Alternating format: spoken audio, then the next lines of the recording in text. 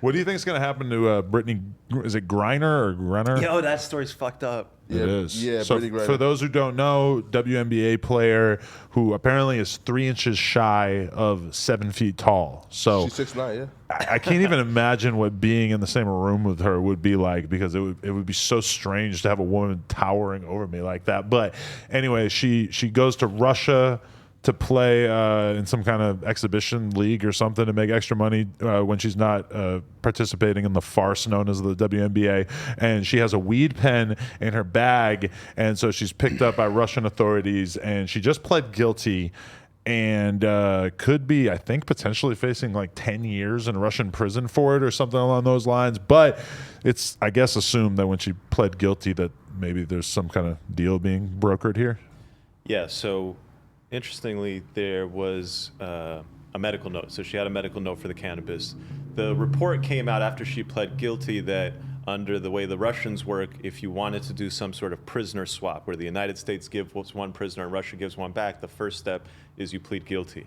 So people and the prisoner they're talking about is like this insane arms dealer who apparently is like the kind of guy that like foreign governments would call upon if they want to kill another leader, you know, like the most evil dude on the face of the earth, in exchange for professional female athlete who apparently smokes a little bit of weed. A WNBA player.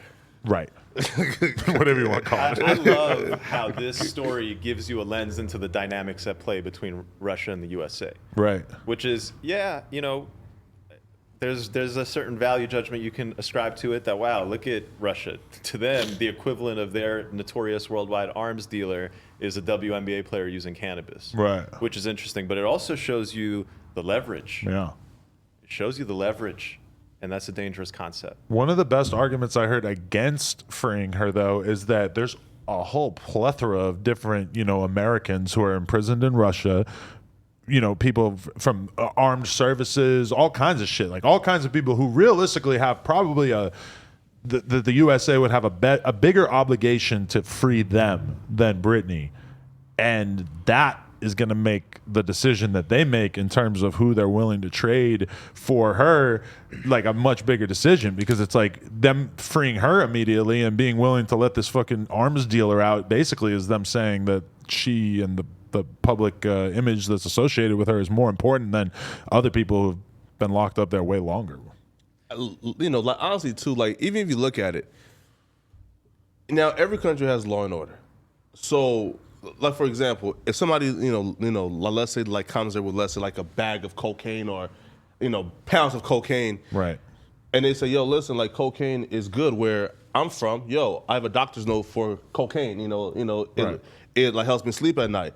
Would then that entire country be up at arms if we imprison one of their members who had pounds of cocaine? No. So I don't quite understand, I guess, why as Americans we're so up in armor about Brittany Griner, you know, being currently incarcerated. But I think part of it is that people aren't terribly up in arms. That you're not hearing that much about it in comparison. People always want to draw the comparison of like if it was LeBron James. I mean, I'm sorry, LeBron James is an internationally recognized, famous fucking athlete. I'm going slot for LeBron myself. Wait, but Flacco, There's a big difference. Correct me if I'm wrong, Flacco, but it sounds to me like what you're saying is you don't understand why we got to give up Griner for the war criminal. Yes.